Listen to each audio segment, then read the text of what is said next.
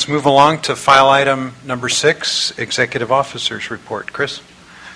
Chairman Fiorini and council members, as you recall at our last council meeting, we had a robust discussion, I think, of priorities for 2014. In that discussion, we talked of recommendations and how we were going to move forward, 16 recommendations. And in the course of that discussion, the advice of council was prioritize your priorities and be more focused and deliberate in how we execute those. And then, of course, report back on progress on those. And our intent, of course, is to do that and to, in the process, improve the functioning, I think, of the council, and by improving the functioning of the council, our service to the public. Some of the things we talked about that were the top priorities, the priority within our priorities, were the levy work, completing that, successful implementation of our implementation committee, initiation of our implementation committee, going forward on our science action agenda, and also the flow studies that the science program was assisting on. And then we also added looking forward into emergency preparedness for the Delta. So some of the things I'd like to tell you about. Right now on the levy project, at the December meeting, we talked about the scope of work package, which had gone through a long series of iterations with the Department of Water Resources, who is our partner in this project.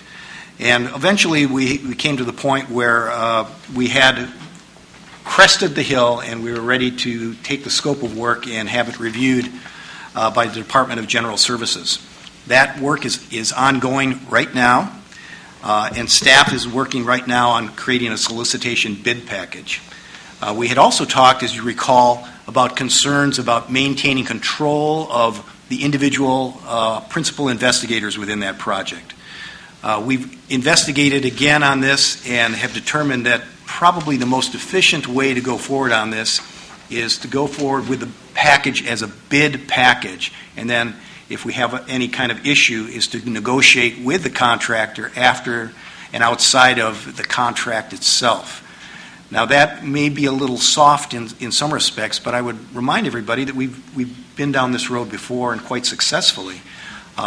When we were working on the Delta plan, we had some issues with our contractors, which were very successfully resolved and handled outside of any contracting negotiations. So I think this puts us in a good place, actually, on the levy work, and it will expedite the processing of this. We'd expect the solicitation package to be out in mid-February. The implementation committee, which you heard about at our December meeting, we approved a charge to the committee, we approved membership of that committee, and we approved the chairman of the committee, the authority to add members as the chairman deemed necessary. At this point, we've proceeded with work on a charter for the group, and we have actually started work on the first agenda for the meeting. We've also selected that the first meeting of the implementation committee is going to be held the second week of April, just so progress is being made on that. On the science side of things, I'm going to defer that for the science report, and Peter Goodwin can talk about that in a little bit more detail. On emergency preparedness, we added that at the end of the discussion of priorities, and as you recall, at our October 24th meeting, we had a similar discussion, and we talked about the flood safe program from the Department of Water Resources, and the Central Valley Flood Protection Board talked about Delta levees. We discussed facilities improvement projects, acquisition for sites, storage sites, levee status, and operational readiness. The gist of that discussion we had at that time gave the impression, at least from the individuals that we were talking to, that they thought very highly of the council's participation and interest in this issue, and thought that our involvement had in fact facilitated a lot of work that they had been engaged in over the past year.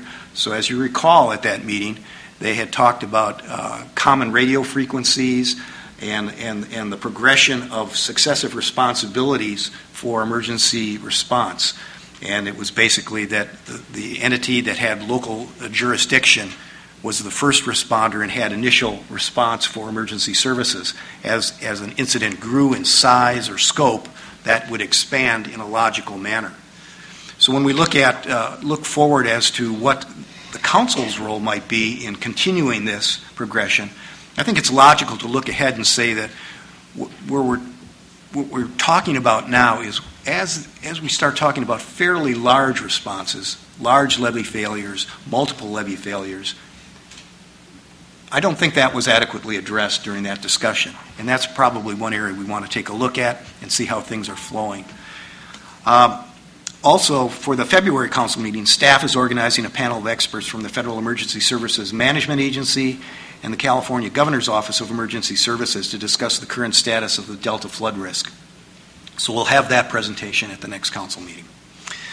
A couple other things we talked about at that meeting. When we were talking about priorities, staff had presented a discussion of recommendations, and those are Delta Plan recommendations. Those recommendations, as you recall, are our charge to ourselves on coordination with other agencies. So each of those 73 recommendations are tasks that involve one or more agency on things that are of relevance and importance to Delta water supply or ecological recovery.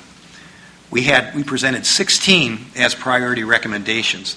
And as you recall at that discussion, one of the things that came out besides the idea of prioritizing our priorities was to create timelines for those things.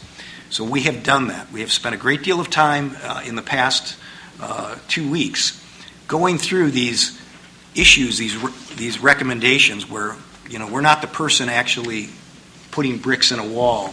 We're facilitating getting the bricks there and helping have things happen more quickly and more effectively. And so we've looked at each of these recommendations, identified the barriers to successful accomplishment of those recommendations. We've looked at opportunities and capabilities within the organization, and we've assigned an individual with specific responsibility for each individual recommendation. That person will come back to me and will present a timeline, and we'll be able to report back to the council then on accomplishment of each of those individual items, I think meeting the intent of that discussion. One other thing we had talked about briefly, and we didn't put as much emphasis on it in this meeting, was the communication plan. But we have distributed to Chairman Eisenberg at the time and Vice Chair Fiorini, now Chair Fiorini, a draft of, or a current working document of our communications plan. The idea being that we would get some initial ideas on directions they'd like to see that move, and we'll be taking that forward, improving that, distributing it to the council members for your input as we go forward on that. I would expect that to happen pretty much immediately.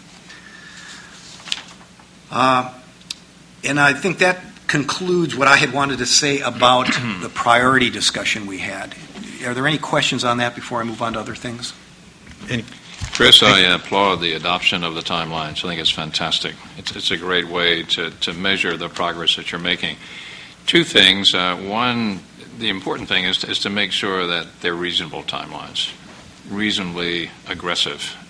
If you make them too aggressive, it's just not going to work. People are going to get demotivated. And if you make them too lax, then you're not going to serve the purpose of being efficient and all the rest of that. And I think you can do that. Secondly, could we see copies of those timelines? Absolutely. That would be my intent, as soon as we get those together so that they're presentable. I would absolutely be sending those out to council members so you can be kept appraised of that and follow it. Thank you. Okay. Any other questions of Chris? Very good. Thank you, Chris. Okay, I've got a few other things here. Yes, you do. And let me get through this. One other thing that obviously has happened in the last week, on last Friday, the governor did his drought declaration, officially committing the state to water conservation and reuse and reduction in use of water supplies across the state. If you have not seen a copy of that declaration, I'll have copies right here that you can pick up and take a look at. Other things that have happened within our office of late is we have done some hiring. We have had interviews for our principal engineer position, and That has gone well. We have one more interview to do, and then we'll be able to make a selection on that. That's an important position for this agency right now, and it's one that Carl Leszewski had occupied, and Carl's absence is noted, and we're looking forward to filling his position. Some other things is we'll be coming out with a monthly newsletter, and that'll begin in February. And I had wanted to go into our quarterly contract update. You've got a copy of that in your packet. And there's one item of note in there, and if you turn to the very last page, if you want to follow this, under, let's see, it's not reimbursables, it's receivables. There's a $2 million item under there from the Bureau of Reclamation. This is notable in that that money from the Bureau has been essential for the Stewardship Council and the Science Program, specifically in performing peer reviews. And it's good that they are pledging to reimburse us on that and provide that money to allow that important function of our science program to continue. I think with that, I am going to slow down and see if did I miss anything on that? No. Okay. The quarterly contracts update is an action item. You're submitting this for approval. Okay. Yeah. What's the council's pleasure? It's file item 6. Move the recommendation of staff. Johnson moves. Second. Damrell seconds. Any discussion? All those in favor say aye. Aye. Opposed, no. So ordered. Thank you. That concludes the executive officer's report. Okay.